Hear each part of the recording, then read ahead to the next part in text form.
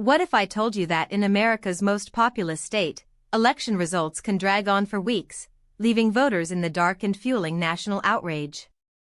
It sounds like a developing nation's problem, not the United States in the 21st century.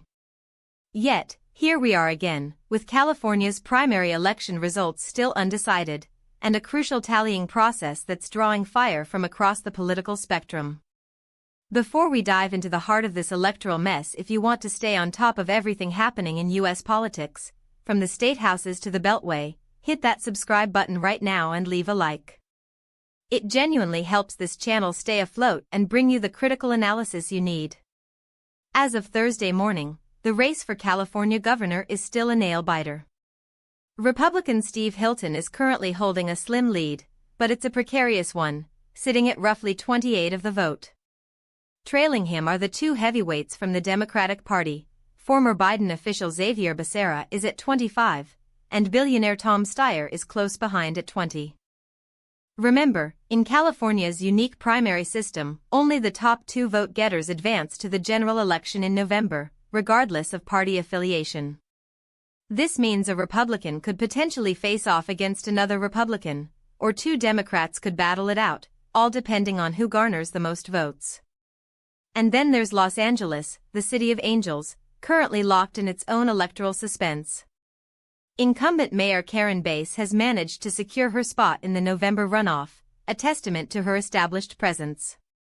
But who she'll face is far from decided. Her challenger, Spencer Pratt, that Spencer Pratt was holding a strong second place early Wednesday morning, a position that has political analysts scratching their heads. Pratt, a self-proclaimed Angelino fed up with the status quo, has been vocal about his grassroots appeal, aiming to unite Democrats, Republicans, and independents alike with a promise of basic quality of life. He believes his message resonates with any Angelino who feels enough is enough. However, with a significant portion of the vote still to be counted, the dynamic could shift.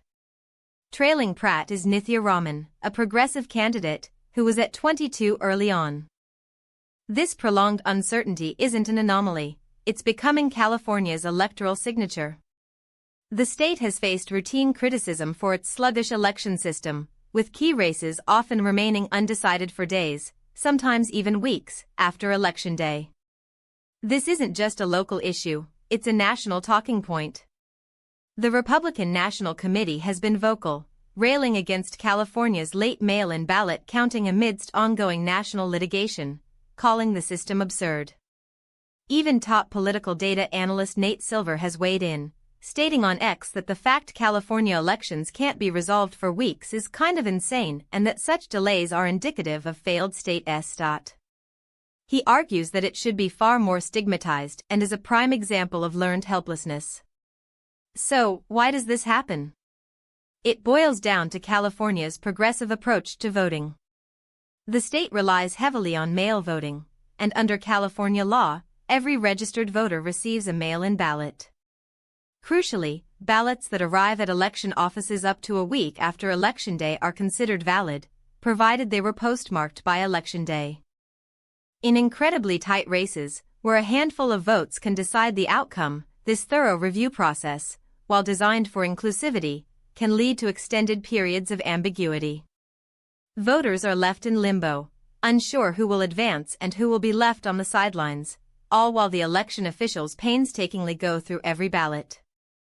This delay is not just an administrative headache, it has political ramifications. It allows for prolonged campaigning, potentially more negative attacks, and a period of uncertainty that can affect public perception and engagement. As independent Congressman Kevin Kiley, who caucuses with the GOP, put it on X, every other state manages to count its votes in a somewhat timely manner.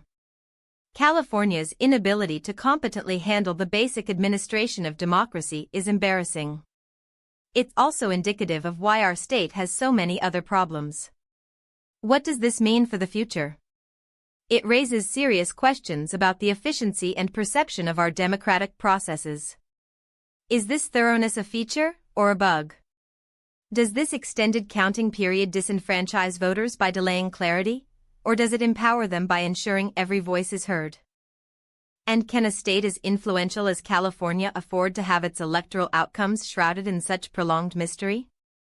So, what do you think about California's election system and its prolonged vote counts?